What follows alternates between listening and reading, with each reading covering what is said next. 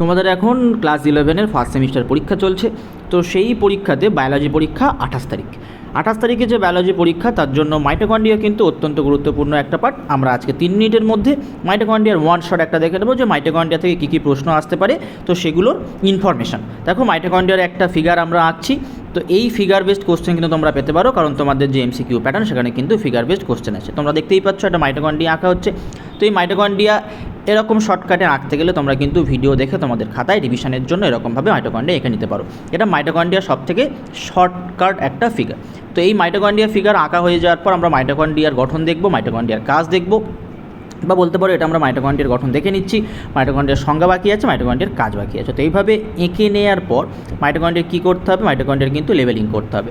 সেই লেভেলিং থেকেও কিন্তু তোমরা কিছু প্রশ্ন পেতে পারো, তাই কিন্তু ভিডিওটি শেষ পর্যন্ত দেখো এগুলো আমরা এরকম ছোটো ছোটো করে একটা পুঁথির মতো ড্র করে নিচ্ছি। তো এগুলো আমি যখন লেভেলিং করে দেবো তখন তোমরা দেখতে পাবে এগুলোকে কী বলা হয়। তো এইভাবে তোমরা কিন্তু একটা মাইটোকন্ড্রিয়ার স্ট্রাকচার খুব শর্টকাটে আঁকতে পারবে। তো সব থেকে প্রথমে আমরা জানি কি মাইটোকন্ড্রিয়া দ্বিপর্দা বেষ্টিত হয়। তো বাইরের যে পর্দা থাকে সেটাকে বলা হয় বহির্ঝিল্লি বা বহিঃপর্দা, ভিতরের যে পর্দা থাকে তাকে বলা হয় অন্তঃঝিল্লি বা অন্তঃপর্দা। তারপরে দেখো তোমরা যে ওই যে লাল লাল যে পুঁথির মতো যে জিনিসগুলো আছে এগুলোর তোমাদের কিন্তু একটা নাম আছে, যেমন এটাতে আমরা নাম কী দিচ্ছি, কৃষ্টি। ভিতরের দিকে দেখো যেগুলো ভাঁজ হয়েছে অন্তঃপর্দাগুলো, ভাঁজ হলকে কৃষ্টি বলা হয়। তারপর এগুলোকে আমরা কী বলছি, লাল লাল পার্টগুলোকে এটিপি সিনথেটেজ যে উৎসেচক থাকে বা এটিপি সিনথেস যে উৎসেচক সেগুলোকে না সেগুলো।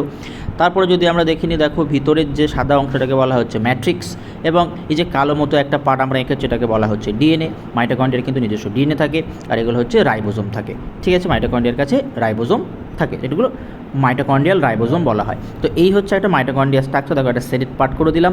এবার যদি আমরা মাইটোকন্ড্রিয়ার সংজ্ঞাটা পড়ে নিই, যে সাইটোপ্লাজমে অবস্থিত যে অঙ্গাণুতে ক্রেবস চক্র, ইটিএস তন্ত্র ইত্যাদি ঘটে, শক্তি উৎপন্ন হয়, তাকে আমরা কি বলবো, মাইটোকন্ড্রিয়া বলবো। এবার মাইটোকন্ড্রিয়া আবিষ্কার করেছিল কে, মাইটোকন্ড্রিয়া আবিষ্কার করেছিল কলিকার। তাহলে মাইটোকন্ড্রিয়া আবিষ্কারের পর জানতে হয় মাইটোকন্ড্রিয়া নামকরণটা কে করেছিল, মাইটোকন্ড্রিয়া নামকরণ করেছিল কিন্তু বেন্ডা। এবারে আমরা দেখব যে মাইটোকন্ড্রিয়ার কাজ কী। কোষে যাবতীয় কাজের জন্য শক্তি উৎপাদন করে, অর্থাৎ এই কারণেই বলা হয় শক্তিঘর বা পাওয়ার হাউস অফ সেল। শ্বসনের জন্য প্রয়োজনীয় এনজাইম কোএনজাইম ধারণ করে, এটা অত্যন্ত একটা গুরুত্বপূর্ণ কাজ।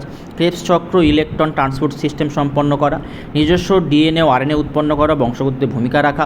এই যে নিজস্ব ডিএনএ থাকে, রাইবোজোম থাকে, এগুলোর জন্য কিন্তু অর্ধ স্বাধীন কোষীয় অঙ্গাণু বলা হয়। প্রোটিন সংশ্লেষ এবং স্নেহ বিপাকে সাহায্য করে, শুক্রাণু ডিম্বাণু গঠনে অংশগ্রহণ করে, রক্তকণিকা হরমোন উৎপাদনে সাহায্য করে, কোষের বিভিন্ন অংশে ক্যালসিয়াম আয়নের সঠিক ঘনত্ব রক্ষা করে, এবং বিভিন্ন ধরনের ক্যাটায়ন সঞ্চিত রাখা। তোমরা বুঝতেই পারলে যে এই তথ্যগুলো তোমাদের পরীক্ষার জন্য অত্যন্ত ইম্পর্টেন্ট। তোমরা পজ করে এগুলো লিখে নাও খাতায়, লিখে নিয়ে কিন্তু এই পার্টিকুলার জায়গা থেকে 2টো প্রশ্ন তোমরা অবশ্যই করে পাবে মাইটোকন্ড্রিয়া থেকে। তো আজকের ভিডিওটি এই পর্যন্ত। এরকম আরও ইনফরমেশান এবং ইন্টারেস্টিং ভিডিওর জন্য চ্যানেলটি সাবস্ক্রাইব করে নাও।